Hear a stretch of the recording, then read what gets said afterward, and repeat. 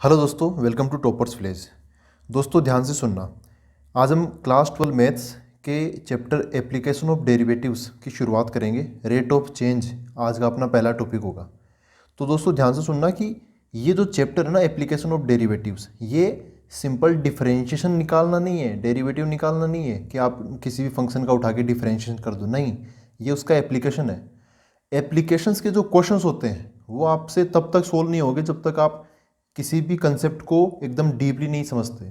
ठीक है, तो ये जो क्वेश्चंस वाले जो वीडियो होंगे ना, वो तो आप भले ही एक क्वेश्चन देखो, दो क्वेश्चन देखो या सारे क्वेश्चन देखो, ठीक है, उस पर आपको कोई रिस्ट्रिक्शन नहीं है। लेकिन जो थ्योरी के वीडियोज होते हैं ना, जैसे आज वाला वीडियो, ऐसे वीडियोज को पर्टिकुलरली इस चैप्टर में तो बिल्कुल भी मत छोड़ना। पूरा देखोगे। मैं क्या बताऊंगा कि एक तो पहले थ्योरी बताऊंगा इस चैप्टर से रिलेटेड, इस टॉपिक से रिलेटेड, फिर क्वेश्चंस को अटेम्प्ट करने के तरीके भी बताऊंगा। ये जो टॉपिक है ना, रेट ऑफ चेंज, इसके लिए मैंने एकदम शानदार मतलब एक स्टेप्स बना रखी है। अगर आप वो स्टेप्स फॉलो करोगे ना, तो आपका एक भी क्वेश्चन नहीं रुकेगा, मेरी गारंटी है ये। आपका एक भी क्वेश्चन नहीं रुकेगा रेट ऑफ चेंज से रिलेटेड। तो इस चैप्टर में तो आपको खास तौर से ध्यान में देना, जब कभी भी ऐसा चैप्टर आए ना, application of this, application of that, वैसे क्वेश्चंस में आपको जो थ्योरेटिकल वीडियोज आते हैं ना, उनको कंप्लीटली देखना जरूरी है।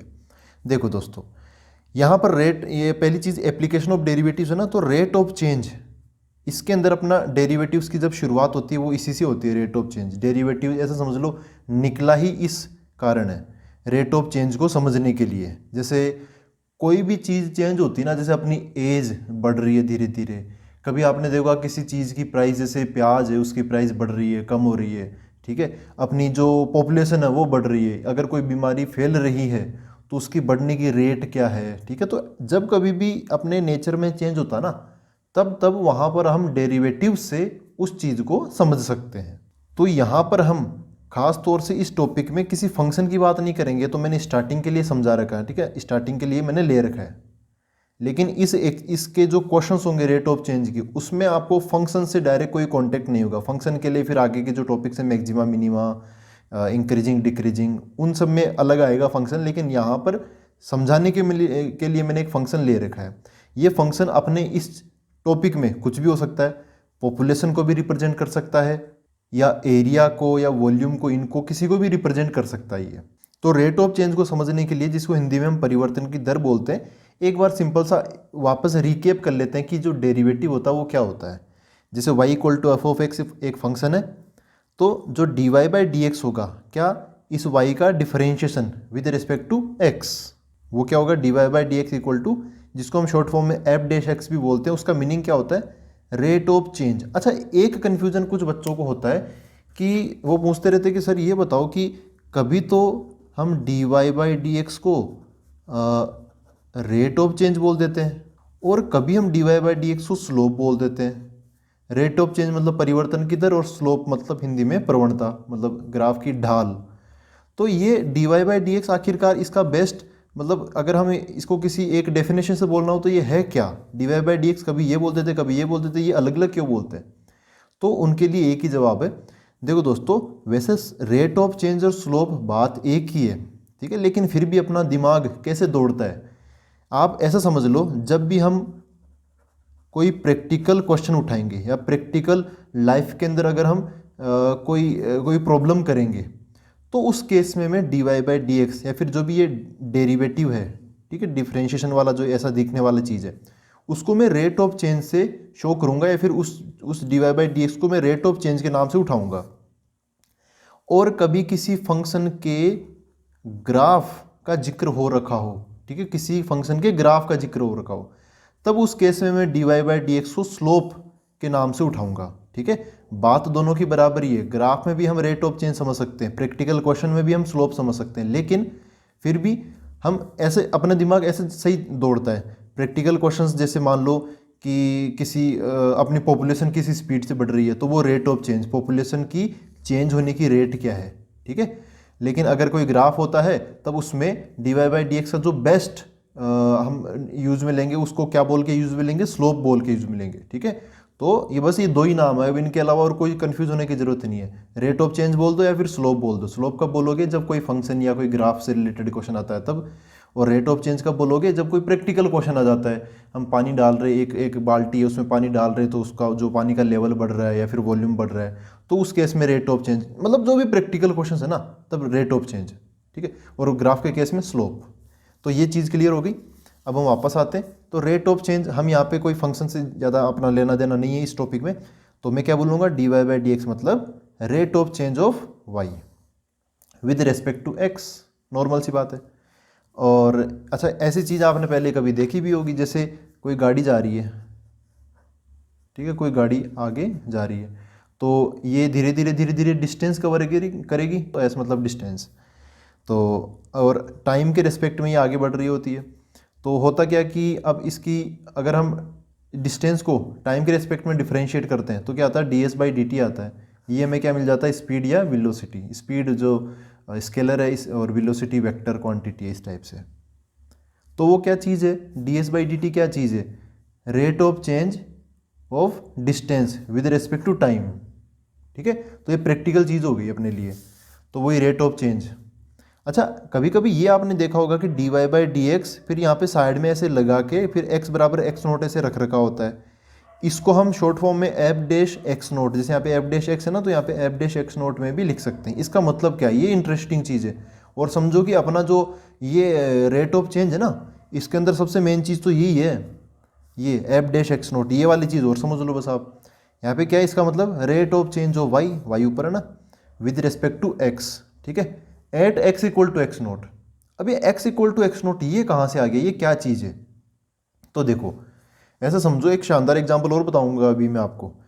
इसका मतलब क्या है, जो ऊपर वाला ना dy बाई डी एक्स, वो तो एक टाइप से फॉर्मूला है, एक मतलब ढांचा बना देगा। एफ डैश एक्स मतलब डिफरेंशिएशन कर दिया हमने, तो उसके अंदर जो हमें मिला डिफरेंशिएशन जो मिला, वो rate of change of y का एक फॉर्मूला तैयार हो गया। लेकिन उस फॉर्मूले को हम कहाँ पे यूज मिलेंगे, किस टाइम उसको यूज मिलेंगे, किस इंस्टेंट पे यूज मिलेंगे, किस क्षण पे उसको यूज मिलेंगे, वो ये चीज़ है एफ डैश एक्स नोट। जहाँ जहाँ पे उसमें x होगा वहाँ पर इसमें हम x नोट डाल देंगे। इसको बोलते हैं इंस्टेंटेनियस, मतलब अगर कोई स्पीड है तो इंस्टेंटेनियस स्पीड हो गई, अगर कोई ग्रोथ हो रही है तो इंस्टेंटेनियस ग्रोथ हो गई, ऐसे। इसका मतलब है एट सम इंस्टेंट, मतलब किसी इंस्टेंट, मतलब क्या होता है हिंदी में उसको क्षण बोलते हैं हम, तो इंस्टेंटेनियस मतलब तात्क्षणिक, उसकी वो रेट ऑफ चेंज है। और या फिर किसी क्षण पर, या अपने भाषा में बोले तो किसी पल, मतलब जैसे किसी की ना ऐसा समझो कि कोई बीमारी फैल रही है, जैसा कि अभी जो कोरोना टाइम में हुआ ना, तो उस केस में क्या होता है कि जो ग्राफ होता है वो जनरली इस टाइप का होता है, या फिर कभी कभार वो स्टेबल हो जाता है इस टाइप से जाके, ऐसे कुछ हो जाता है। तो स्टार्टिंग में धीरे धीरे होता है, फिर बाद में तेज़ी से, फिर बाद में और ज़्यादा तेज़ी से, तो उसके फैलने की रेट भी अलग अलग होती है ना। तो जो रेट ऑफ चेंज होता है ना, वो भी स्टार्टिंग में कम होता है, फिर बाद में बढ़ता है, फिर बाद में बढ़ता है। तो अलग अलग क्षण पे अलग अलग वैल्यू मिलती है हमें, है ना। तो वो क्षण अगर हम इसके अंदर रख के देखेंगे ना dy बाई डी एक्स में, तो हमें किसी मोमेंट पर, किसी टाइम पर हमें उसकी वैल्यू मिल जाएगी कि उस टाइम पर उसकी रेट ऑफ चेंज क्या है। रेट ऑफ चेंज भी बदलती रहती है। एक और आपको बेस्ट तरीका बताऊं समझने का, ये सबको पता होगा, जैसे हम मोबाइल चार्ज करते हैं, ठीक है, तो जो चार्जिंग स्पीड है ना, जनरली वो वेरी करती है। आपने देखा होगा चार्जिंग स्पीड का कुछ ऐसा होता है, ऐसा समझो कि मैंने जो जनरली हम ऐसे ही, आप मोबाइल देखते होंगे ना, ज़्यादातर मोबाइल ऐसे ही फॉलो करते हैं कि भाई इधर तो मैंने रख दिया टाइम और इधर रख दिया मैंने बैटरी परसेंटेज, ठीक है, इसको सॉकेट में लगाया, चार्ज किया। तो जो चार्जिंग स्पीड होती है देखो वो कैसे होती है, ये है बैटरी परसेंटेज इधर। तो स्टार्टिंग में तो क्या होता है, फटाफट फटाफट ग्राफ ऊपर बढ़ता है, मतलब बहुत कम टाइम के अंदर ही बहुत कम टाइम के अंदर ही बहुत ज़्यादा ये परसेंटेज कवर हो जाती है। मतलब समझ लो कि 15-20 मिनट के अंदर ही मतलब आधी बैटरी चार्ज हो जाती है। तो और बाद में क्या होता है, बाद में मतलब आपने देखा होगा कि 95% हो गई, अब 95 पे फिर 98% हो गई, लेकिन 98 से, ठीक है, 98% से लास्ट में 100% आने पर बहुत टाइम लग जाता है ना। तो वो ऑब्वियसली उसमें क्या हो रहा है, स्टार्टिंग में जो बैटरी परसेंटेज बदलने की जो रेट होती है ना, वो तेज़ होती है, वो ज़्यादा होती है, ठीक है। और बाद में क्या होती है, बाद में कम हो जाती है, क्योंकि वो सेचुरेट होने वाली होती है। और जैसे 100% हो जाएगी, क्या 100% के बाद में, जैसे मान लो कि ये 1 घंटा, ये 1.5 घंटा है, ये इधर टाइम है घंटों में, तो ये 1.5 घंटे पर क्या हो गया, 100% हो गई। तो क्या हम 1.5 घंटे के बाद में चार्ज लगाएंगे तो 100% से ज़्यादा हो जाएगी क्या, नहीं होगी ना। तो बाद में मतलब 100% के बाद रेट ऑफ चेंज क्या हो जाएगी, जीरो हो जाएगी, है ना। रेट ऑफ चेंज क्या हो जाएगी, जीरो हो जाएगी, बाद में बिल्कुल भी नहीं बढ़ेगी। तो ये बात है, समझ पा रही हो, रेट ऑफ चेंज भी बदलती रहती है, मतलब चेंज होने की जो रेट है ना वो भी चेंज होती है। तो यहाँ पर देखो, जैसे चार्जिंग स्पीड बराबर rate of change in battery percentage with respect to time, यही तो होती है चार्जिंग स्पीड। क्या होती है भाई, टाइम के रिस्पेक्ट में जो बैटरी परसेंटेज है ना वो किस रेट से चेंज हो रही है। तो समझो कि जो बैटरी परसेंटेज है वो बी है, तो इसको हम मैथमेटिकली क्या बोल सकते हैं, d b by d t. देखो टाइम के रेस्पेक्ट में, नीचे क्या है डी टी, मतलब टाइम के रेस्पेक्ट में डिफरेंशिएशन कर रहे हैं। डी बी मतलब बी का कर रहे हैं, बैटरी परसेंटेज मतलब बी, ऐसे। तो ये बताओ, एक चीज़ ये बताओ मेरे को कि चार्जिंग स्पीड इन स्टार्टिंग ये ज़्यादा है या फिर charging speed in the and ये ज़्यादा है। स्टार्टिंग में तेज़ी से चार्ज होगा या फिर लास्ट में तेज़ी से चार्ज होगा। तो स्टार्टिंग में ज़्यादा तेज़ी से चार्ज होगा ना, तो चार्जिंग स्पीड स्टार्टिंग में ज़्यादा है। तो अब समझ गया आप बात, ये जो ओब्लिक लगा के मैंने बोला ना यहाँ पे, ऐसे ओब्लिक लगा के ऐसे। तो अब बताओ इनमें कौन सी चीज़ ज़्यादा है, d b by d t है, दोनों d b by d t, है ना। बैटरी परसेंटेज में कितना चेंज हो रहा है विद रिस्पेक्ट टू टाइम, है दोनों वही। लेकिन देखो फ़र्क पड़ रहा है कि नहीं पड़ रहा, ये स्टार्टिंग में जब आधा घंटा हो गया ना उस टाइम भी ये इसकी स्पीड ज़्यादा होगी बजाय 1 घंटे के, 1 घंटे बाद में स्पीड कम हो जाएगी। समझ गए मेरी बात। तो आप इन चीज़ों से ना लिंक करके समझ सकते हो मैं क्या बताना आपको चाह रहा हूँ। तो अपने लिए सबसे मेन चीज़ यही है, d y by d x निकालो और उसमें एक्स की जगह एक्स नोट डाल दो। क्वेश्चन में दे रखा होगा कि किस क्षण किस पल में उस चीज़ का जिक्र हो रहा है। अब इतना समझने के बाद अब हम कुछ क्वेश्चंस को डील करने के तरीके समझ लेते हैं। देखो मैंने एक मूल मंत्र बनाया है इसके अंदर रेट ऑफ चेंज के लिए, तो इसको भी देखते हैं। पहले आप एक चीज़ ये समझ लो कि कभी कभार ऐसा होता है कि d y by d x की वैल्यू पॉजिटिव आती है और कभी कभार ऐसा होता है कि d y by d x की वैल्यू नेगेटिव आती है। तो इसका मतलब क्या है, देखो d y by d x positive है, इसका मतलब क्या है, आपको एक्स तो हमेशा पॉजिटिव रहने के लिए सोचना है। डी एक्स ऐसा समझ लो जैसे टाइम है, टाइम हमेशा बढ़ता ही तो रहता है। जब से आपका जन्म हुआ, जब से मेरा जन्म हुआ, टाइम को तो मैंने बढ़ते ही देखा है, मतलब आगे बढ़ते ही देखा, कभी वापस आते तो देखा नहीं कि हम पास्ट में जा रहे हैं। तो जो नीचे की तरफ जो वैल्यू है ना उसको हम बाई डिफ़ॉल्ट पॉजिटिव मान के चलते हैं, है ना, ये डी एक्स। तो ये जो एक्स है ये क्या है, बढ़ रहा है, इस केस में भी इस केस में भी आपको ये मान के चलना है। तो d y by d x positive है, नीचे वाला नंबर मैंने कैसे बढ़ रहा है, बढ़ रहा है मतलब पॉजिटिव लिया है, तो ऊपर वाले को भी पॉजिटिव होना पड़ेगा क्योंकि पॉजिटिव अपन पॉजिटिव पॉजिटिव आ रहा है। तो अगर d y by d x positive है तो उसमें एक्स के बढ़ने के साथ में वाई भी बढ़ता है, मतलब दोनों चीज़ें बढ़ती हैं। जब d y by d x negative होता है, एक्स को तो हम बढ़ाते हुए मानते ही हमेशा बाई डिफ़ॉल्ट, तो एक्स पॉजिटिव है, डी एक्स पॉजिटिव है ना, एक्स में अंतर, एक्स में क्या चेंज हुआ, डी एक्स वो पॉजिटिव है और कुल मिला के आंसर नेगेटिव आ रहा है। इसका मतलब डी वाई क्या होगा, नेगेटिव होगा, तो वाई घट रहा है। तो ये चीज़ आपको दिमाग में फिट बैठा लेनी है। अगर d y by d x positive है तो एक्स के बढ़ने के साथ वाई भी बढ़ेगा, और अगर d y by d x negative है तो एक्स के बढ़ने के साथ में वाई कम होगा। ये वाई और एक्स इनकी जगह कुछ भी आ सकता है, ठीक है, इनकी जगह कुछ भी आ सकता है। अब हम वापस यहाँ पर आते हैं मूल मंत्र पे कि रेट ऑफ चेंज के जो क्वेश्चंस होंगे, ठीक है, जो क्वेश्चंस होंगे उनको आप कैसे डील करोगे, how to deal with the questions of rate of change. तो देखो इसके अंदर मैंने 5 चीज़ें लिखी है, इनको ना ऑर्डर में याद कर लेना। वैसे स्टार्टिंग के आप 2-3 क्वेश्चन करोगे ना ये चीज़ें आपके दिमाग में फिट हो जाएगी, लेकिन फिर भी कोई चीज़ मिस ना हो। कई बार आपने देखा होगा कि यार आप क्वेश्चन सोल्व कर रहे हो और अचानक से पेन रुक गया, अब आगे क्या करें, ठीक है। तो उसी चीज़ के मैंने ये ऑर्डर बना रखा है, आप ये ऑर्डर चलोगे ना इस ऑर्डर के अकॉर्डिंग तो आपका पेन कभी नहीं रुकेगा। रेट ऑफ चेंज के क्वेश्चन आपके ऐसे मतलब चुटकियों में होंगे। तो देखो सबसे पहला जो डी है इसका मीनिंग है कि अगर क्वेश्चन में हो सके तो आप डायग्राम ज़रूर बना लेना, ठीक है। डायग्राम से एकदम क्लियर हो जाएगा कंसेप्ट कि हाँ भाई हो क्या रहा है, सारी चीज़ें सामने होगी ना तो ज़्यादा जल्दी दिमाग चलता है। फिर पहला डी मतलब डायग्राम हो गया, क्वेश्चन को अच्छे से पढ़ लेना उसके बाद में डायग्राम बनाना। ऐसा नहीं आधा क्वेश्चन पढ़ा और उसमें डायग्राम बनाने लगे। क्वेश्चन पढ़ो, आप चाहो तो आगे ऊपर क्यू और जोड़ लेना, क्यू डी डी, छोड़ो क्यू तो d d f d c ये याद रखना। पहला डी मतलब डायग्राम, दूसरा जो डी है उसका मतलब है डेरिवेटिव्स। डेरिवेटिव्स ऐसे मत करना आप डिफरेंशिएशन करने लग जाओ उसका, नहीं।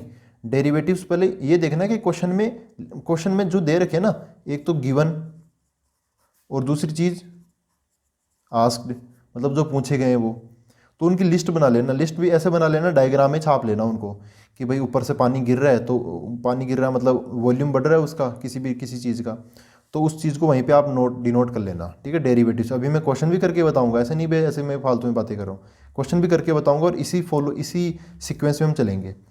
फिर जो तीसरी चीज़ है रेट ऑफ चेंज के क्वेश्चन को डील करने के लिए, वो होती है फॉर्मूला। फॉर्मूला आपको समझना पड़ेगा। अगर मान लो पानी आ रहा है तो वॉल्यूम बढ़ रहा है, तो वॉल्यूम का फॉर्मूला लगेगा कहीं ना कहीं। एरिया में कोई चेंज वेंज की बात है तो एरिया का फॉर्मूला। अब एरिया वो सारे जो 10th क्लास के जितने भी फॉर्मूले थे ना, 10th 9th क्लास के, एक सर्कल का एरिया, स्क्वायर का एरिया, रेक्टेंगल का एरिया, फिर उसके बाद में क्यूब, क्यूबॉइड, फिर कौन, स्फेयर मतलब गोला, वो शंकु हो गया, वो सब सारी चीज़, सारे फॉर्मूले आपको मतलब याद होनी चाहिए यार। 12th क्लास में तो पीछे की क्लासेस का मटेरियल तो कभी पूछ सकते हैं, वो सिलेबस से मतलब उसका कोई ऐसा नहीं होता कि वो आउट ऑफ सिलेबस है, वो सब सिलेबस में है। फिर जो आगे आता है डी, उसका मतलब है डिफरेंशिएशन। फॉर्मूला आने के बाद में, फॉर्मूला आने के बाद में आपको उस फॉर्मूले का डिफरेंशिएशन कर देना है। किसके रेस्पेक्ट में करना है वो जनरली यहाँ पे जो डेरिवेटिव्स होंगे ना उसमें आपको पता चल जाएगा, तो उसकी टेंशन नहीं है। फिर लास्ट में सी बोले तो कॉन्स्टेंट्स, ठीक है, कॉन्स्टेंट्स।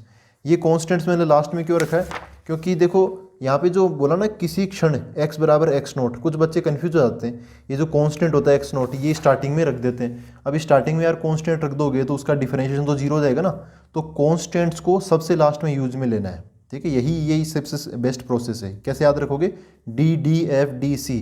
इसकी कोई ट्रिक आपको मिले तो कमेंट बॉक्स में कर बता देना, ठीक है, कोई शॉर्ट फॉर्म में। लेकिन ये तो 3-4 क्वेश्चन कर लो, फिर वो याद करने की जरूरत, ये भी याद करने की जरूरत नहीं है। इस प्रोसेस में 3-4 क्वेश्चन अटेम्प्ट कर लो बस आप। तो ये चीज़ समझ गए सारी की सारी। अब हम एक क्वेश्चन अटेम्प्ट करते हैं। देखो सबसे पहले आसान क्वेश्चन, उसके बाद में थोड़ा कॉम्प्लिकेटेड क्वेश्चन करेंगे। इसमें क्या बोला है, the rate of change of the area of a circle. क्या बोला, रेट ऑफ चेंज, है ना, किसमें, area of the circle per second with respect to its radius. देखो किसके रेस्पेक्ट में है, रेडियस के रेस्पेक्ट में हमें बताना है आर। व्हेन, ये अलग दे रखा है, व्हेन आर इक्वल टू 5। देखो ये कांस्टेंट है, तो कांस्टेंट को सबसे लास्ट में मेरिट मिली है, तो इसको लास्ट में डील करेंगे कांस्टेंट को। तो अपनी प्रोसेस क्या है, जनरली हम ऐसे चलेंगे D, पहला चीज़ डायग्राम। वैसे ये तो काफ़ी आसान चीज़ है, तो इसके अंदर कोई डायग्राम बनाने की ज़्यादा ज़रूरत है नहीं, फिर भी बना लेते हैं। एक सर्कल है, ठीक है। अब उसमें क्या हो रहा है कि rate of change of area with respect to radius. Radius मान लो कम हो रही है, ज़्यादा हो रही है, कुछ भी हो रही है, तो यहाँ पर ऐसा समझो कि रेडियस बढ़ ही रही होगी इसकी, है ना, रेडियस बढ़ रही है इसकी। तो ऐसे धीरे धीरे इसकी रेडियस बढ़ रही है, तो होगा क्या कि इसका जो एरिया है, अंदर वाला जो एरिया है वो भी बढ़ेगा, है ना। तो डी। फिर दूसरी चीज़ क्या, डेरिवेटिव। डेरिवेटिव यहाँ पे मैंने बोला कि गिवन हो या फिर पूछा गया हो, आप एक बार लिस्ट तो बनाओ क्या चीज़ है, क्या क्या दे रखा है या क्या पूछा है। तो इसमें पूछा है rate of change of area of a circle. Area, तो एरिया समझ लो ए है ना, एरिया को समझ लो ए है, तो रेट ऑफ चेंज तो डिफरेंशिएशन हो जाएगा circle with respect to its radius, तो dA/dr इसका जिक्र किया गया है और ये पूछा ही है, फाइंड दिस, तो ये पूछा ही है हमें। तो डेरिवेटिव हमने समझ लिया कि क्या पूछा है, दे तो कुछ नहीं रखा इसमें। फिर क्या है, फॉर्मूला। अब देखो एरिया का जिक्र है ना, एफ मतलब फॉर्मूला, तो एरिया का जिक्र हुआ है, तो एक सर्कल का एरिया ही पूछा गया ना यहाँ पे, तो एरिया क्या हो जाएगा, πr² हो जाएगा। एरिया क्या हो जाएगा, πr² हो जाएगा। फिर आगे चीज़ क्या आती है, डिफरेंशिएशन। अब डिफरेंशिएशन करने का टाइम आ गया, तो यहाँ पे हमें डिफरेंशिएशन कैसे करना है वो भी क्वेश्चन में बता रखा है, dA/dr मतलब r के रेस्पेक्ट में करना है। तो यहाँ पे मैं बोल दूंगा क्या, by differentiating with respect to r के रेस्पेक्ट में इसका डिफरेंशिएशन करने पर, तो a का क्या हो जाएगा, dA/dr। पाई तो कांस्टेंट है, ठीक है, और जो r² का डिफरेंशिएशन क्या हो जाएगा, 2r हो जाएगा। r का r के रेस्पेक्ट में डिफरेंशिएशन करने की कोई ज़रूरत है नहीं। और एक और चीज़, डिफरेंशिएशन में इस टॉपिक में रेट ऑफ चेंज में कोई खतरनाक फॉर्मूले काम में नहीं आएंगे, बहुत आसान से फॉर्मूले काम आएंगे। सबसे ज़्यादा तो x⁴n का फॉर्मूला काम आएगा। और लास्ट में आते हैं सी मतलब कॉन्स्टेंट्स। लास्ट में आके हम सारे कॉन्स्टेंट्स को याद कर लेते हैं। भाई dA/dr निकालना है, कब निकालना है, जब r बराबर 5 सेंटीमीटर हो, ठीक है। तो अब हम यहाँ पे जो r है ना वहाँ पे क्या डाल देंगे, r बराबर 5 सेंटीमीटर इसमें डाल देंगे। तो dA/dr यहाँ पे आप चाहो तो इसे लिख दो r बराबर 5, समझ गए ना, r बराबर 5 ऐसे ऑब्लिक लगा के। ये कितना हो जाएगा, यहाँ पे 5 में डाल दूंगा तो 5 दूनी 10 हो जाएगा, 10 पाई हो गया। यहाँ पे क्या लिखोगे, 10 पाई एरिया विद रिस्पेक्ट टू क्या, रेडियस वगैरह जो भी है, पर सेकंड वगैरह आप बोल सकते हो यहाँ पे, ठीक है। यहाँ पर पहले से क्या दे रखा था, पर सेकंड दे रखा था, तो यहाँ पर भी आप पर सेकंड बोल सकते हो। तो ये तो एक काफ़ी आसान क्वेश्चन था इस प्रोसेस से तो आप कर ही सकते हो, इस प्रोसेस के बिना भी कर सकते हो। ठीक है, अब हम थोड़ा सा अच्छा क्वेश्चन देते हैं, उसमें बहुत मज़ा आएगा। देखो दोस्तों, नेक्स्ट क्वेश्चन ये है, शानदार क्वेश्चन है। ए लेडर, मतलब एक जो सीढ़ी होती है ना, सीढ़ी जिससे हम पैर रख के ऊपर की तरफ चढ़ते हैं वो। तो a ladder 13 metre long is leaning against a wall, मतलब उसको हम एक दीवार के सहारे उसको हमने खड़ा कर रखा है। ठीक है, एक सीढ़ी को जिसकी लंबाई कितनी है, 13 मीटर, काफ़ी ज़्यादा लंबी है, काफ़ी ऊंची है। The bottom of the ladder is pulled along the ground. अच्छा, ग्राउंड के अलोंग उसको हम खींच रहे हैं, बॉटम को। ठीक है, ऐसे किसी दीवार के सहारे वो उसको सहारा मिल रखा है, लेकिन हम क्या हो, उसको ग्राउंड को ऐसे ऐसे उसको हम खींच के लेके जा रहे हैं, ऐसे नीचे से उसको हम ऐसे ऐसे खींच रहे। ये जो बॉटम है ना, बॉटम को हम इस ग्राउंड के अलोंग खींच रहे हैं, तो क्या होगा, वो अल्टीमेटली गिरी जाएगी। ऐसे पहले ऐसे खड़ी थी, बाद में ऐसे गिर जाएगी वो। तो क्या बोला फिर आगे, एक बार क्वेश्चन पढ़ लेते हैं, फिर डायग्राम बनाएंगे। अवे फ्रॉम दी वॉल, अच्छा ठीक है। At the rate of 15 centimetre per second, how fast is its height on the wall decreasing. अच्छा, वो अगर हम इसको सीढ़ी को इधर से खींचेंगे, ऐसे ऐसे खींचेंगे, तो इसका जो ऊपरी सिरा है ना, इस सीढ़ी का जो ऊपरी सिरा ये वाला, वो तो नीचे आएगा, गिरेगा ऐसे। तो बोला क्या है कि how fast it's height on the wall decreasing, कितनी जल्दी वो उसका जो ऊपर वाला हिस्सा ना वो नीचे आएगा, मतलब उसकी हाइट डिक्रीज होगी। When the foot of the ladder is 12 metre away from the wall. ये जो कॉन्स्टेंट्स है ना, इनको बाद में देखेंगे कि इतनी दूर है, उतनी इतनी लंबाई, इनको बाद में देखेंगे। पहले इस चीज़ को समझ के एक डायग्राम बनाने की कोशिश करते हैं। देखो, ऐसे समझो कि ये अपनी दीवार है, ठीक है, ऐसे दीवार है, और ये अपना ऐसे ग्राउंड है। अब जो सीढ़ी है, वो सीढ़ी समझो कि हमने यहाँ पे ऐसे लगा रखी है, ऐसे कुछ लगा रखी है, ये अपनी सीढ़ी होगी, ऐसे समझ लो। ठीक है, ये लेडर है, इसकी जो लेंथ है वो बाद में देखेंगे। अच्छा, पहली अपना क्या था rule, d d f d c. पहला डी है डायग्राम, दूसरा डी क्या है, डेरिवेटिव। डेरिवेटिव्स मतलब जो दे रखे हैं या फिर जो पूछा गया, सब कुछ इस डेरिवेटिव की कैटेगरी में आएगा। तीसरी चीज़ क्या है, फॉर्मूला। चलो सबसे पहले डायग्राम को अच्छे से बनाते हैं। देखो 13 मीटर की लंबी है ये, तो यहाँ पे 13 मीटर रख देता हूँ मैं।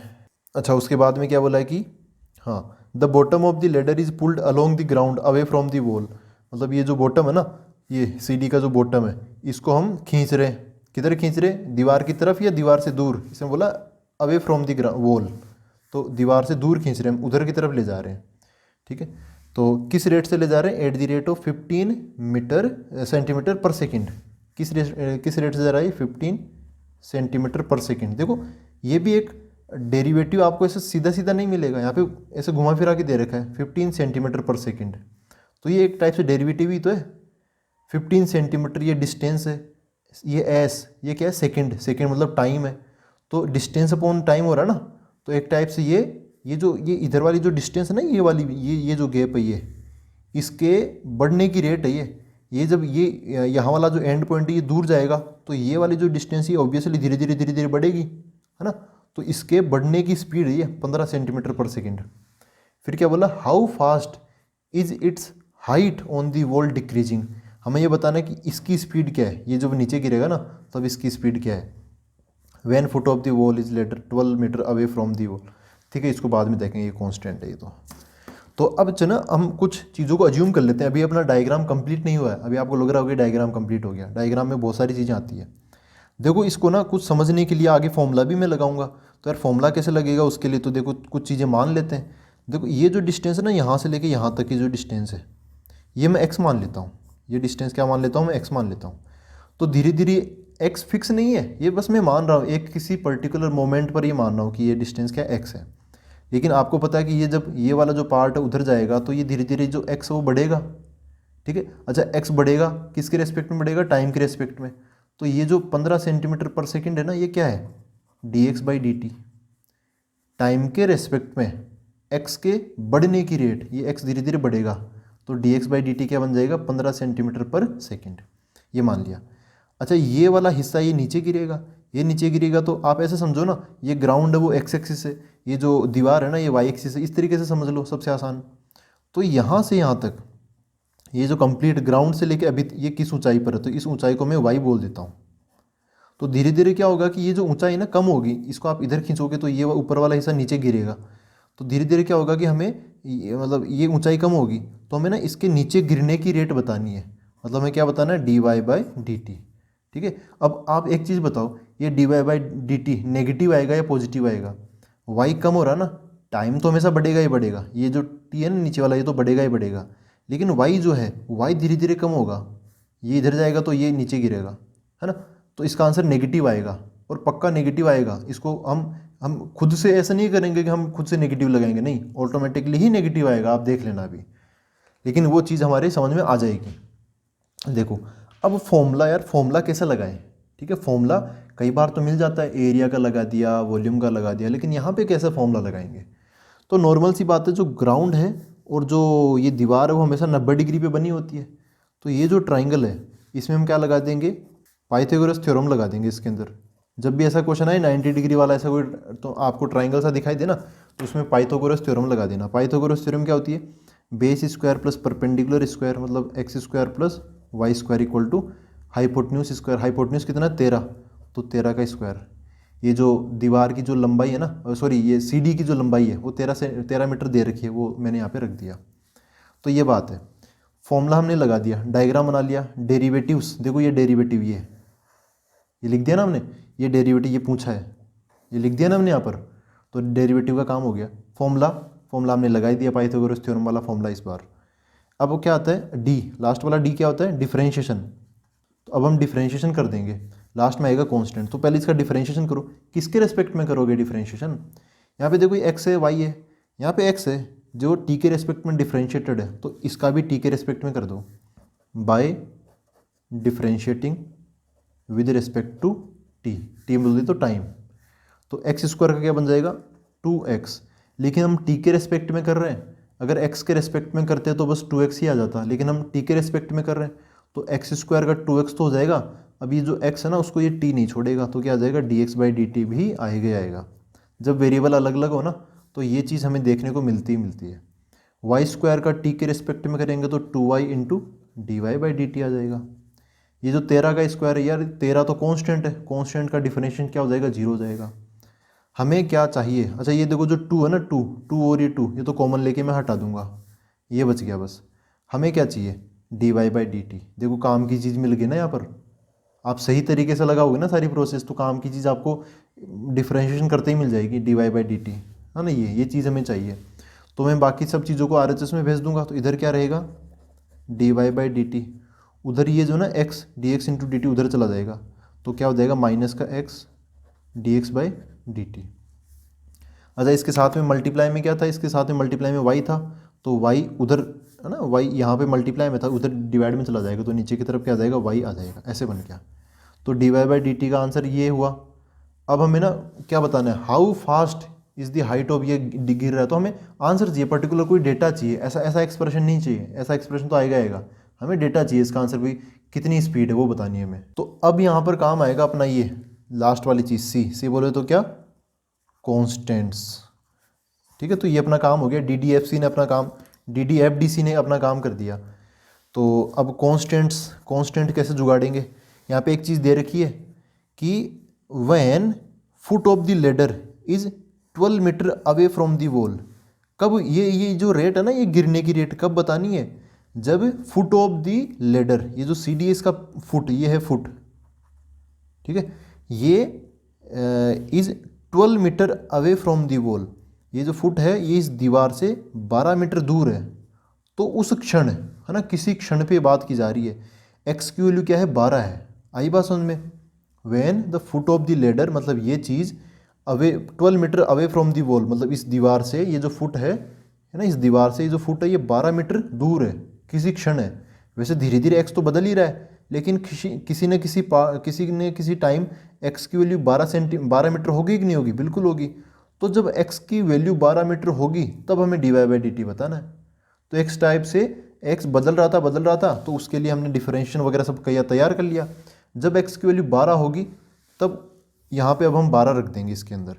लेकिन बात यह है कि एक्स की वैल्यू 12 तो रख देंगे यहाँ पर, है ना, यहाँ मैं 12 रख दूंगा, D x by d T इसकी जगह मैं ये रख दूंगा 15।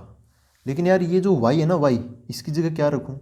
तो कांस्टेंट में आपको घुमाओ, कांस्टेंट वाला पार्ट चला, अब ये कांस्टेंट डील करना ना, तो कांस्टेंट से लगाओ कोई दिमाग। देखो पाइथागोरस थ्योरम तो इधर बगल में पड़ी है, x square plus y square बराबर 13 का स्क्वायर। x की जगह मैं क्या रख दूंगा, 12 रख दूंगा। जब जिस क्षण x की वैल्यू 12 होगी उस क्षण y की वैल्यू क्या होगी, 5 होगी। पाइथागोरन ट्रिपलेट होता ना ऐसा, तो यहाँ पे 12 रख देंगे तो क्या हो जाएगा, 12 का स्क्वायर प्लस वाई स्क्वायर बराबर 13 का स्क्वायर।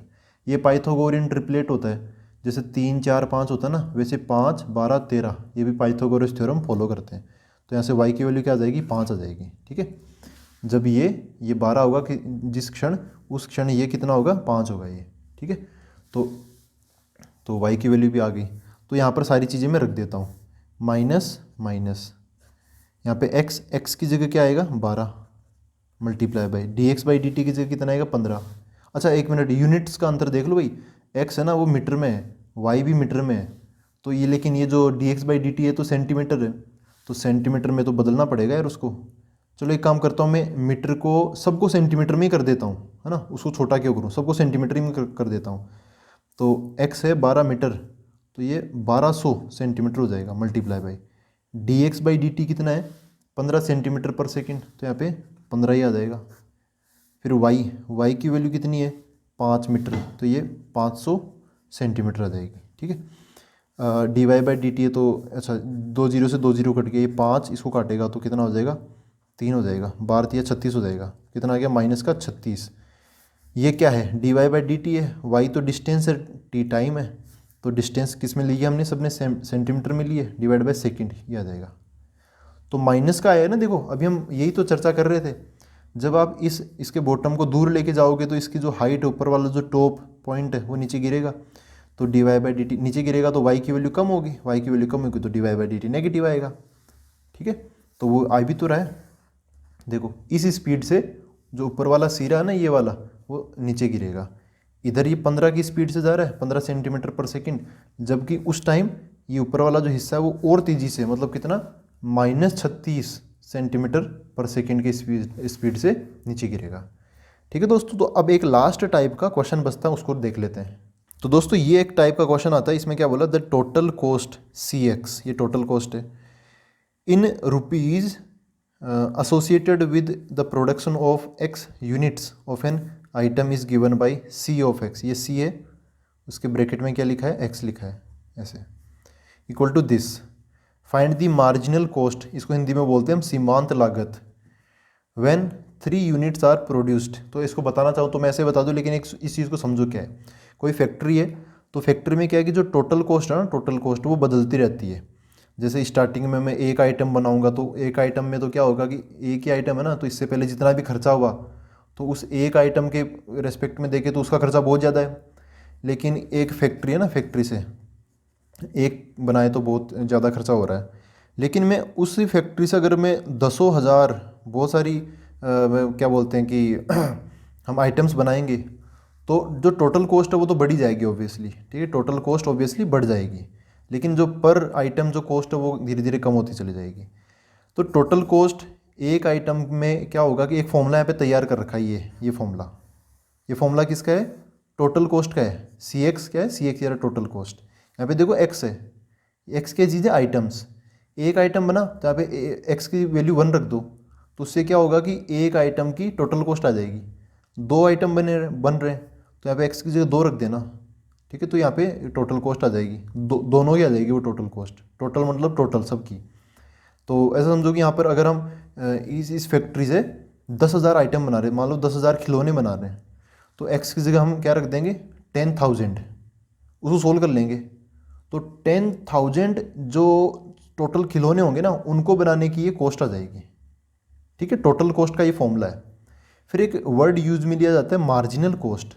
ठीक है, मार्जिनल कॉस्ट एक वर्ड यूज लिया जाता है।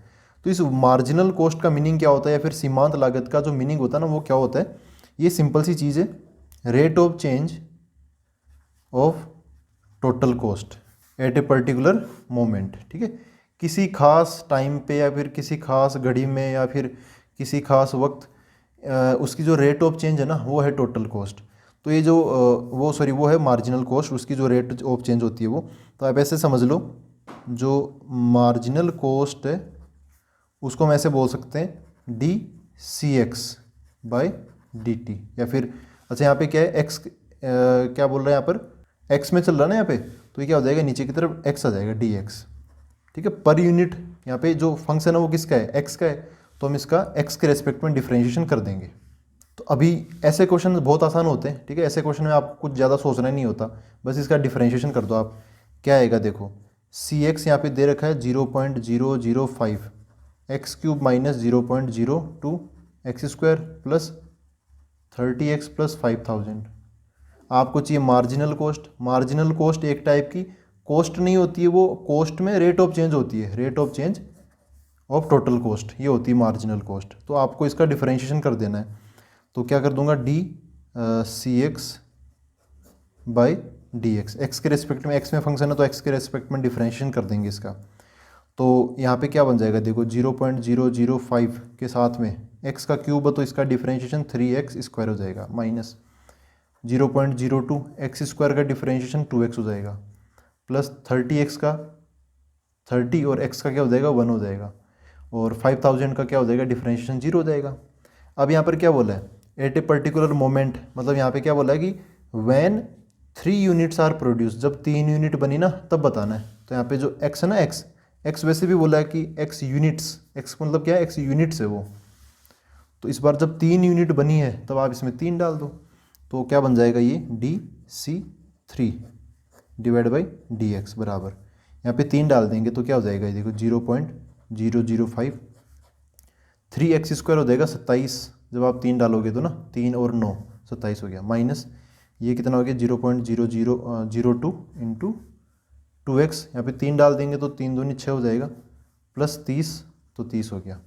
इन सबको एड सब्ट्रैक्ट जो भी करना है वो कर लेते हैं। तो इसको सोल्व करेंगे तो ये हमें मिलेगा 0.135 है ना, 135 हो जाएगा 27 में, और फिर माइनस इनको मल्टीप्लाई करेंगे तो ये कितना हो जाएगा 12 हो जाएगा ना, 0.12 प्लस ये हो गया 30। इनको जोड़ लेते हैं, घटा लेते हैं, तो ये कितना बचेगा 1 माइनस हो जाएगा 15, अच्छा तो ये हो जाएगा 30.015 ये हो जाएगा। तो ये हमें मिलेगी, ये इसकी मार्जिनल कॉस्ट हो गई। इसका मतलब क्या है वो समझा देता हूँ। इसका मतलब ये है कि जब 3 यूनिट प्रोड्यूस हो गई ना, तब 1 यूनिट पे कितना खर्चा आ रहा है, 30 रुपये के आसपास खर्चा आ रहा है, मतलब 30.015, ठीक है। जब 3 यूनिट बन चुकी है उस टाइम पर यूनिट ये खर्चा आ रहा है। देखो क्या है, d c x by d x, x क्या है, एक्स यूनिट ही तो है, एक्स क्या चीज़ है, यूनिट्स, तो डी एक्स मतलब पर यूनिट हो गया ये खर्चा। तो ऐसे अगर आप इसके अंदर 10,000 डालोगे तो एक्स बराबर 10,000 डालोगे, इसका मतलब क्या होगा कि जब 10,000 आइटम्स प्रोड्यूस हो चुके होंगे ना, तब पर यूनिट कितना खर्चा आया वो यहाँ पे आ जाएगा, वो भी इसी के आसपास कुछ हमें मिल जाएगा, ठीक है। तो आई होप ये आज का लेक्चर आपको काफ़ी समझ में आया है, और ख़ास तौर से ये जो प्रैक्टिकल क्वेश्चंस होते हैं उनको आपको ये DDF DC इस तरीके से समझ लेना, कुछ क्वेश्चंस में ये याद हो जाएंगे, फिर बाद में इसको याद करने की ज़रूरत भी आपको नहीं पड़ेगी। अब हम मिलते हैं अगले वीडियो के अंदर। Thank you very much.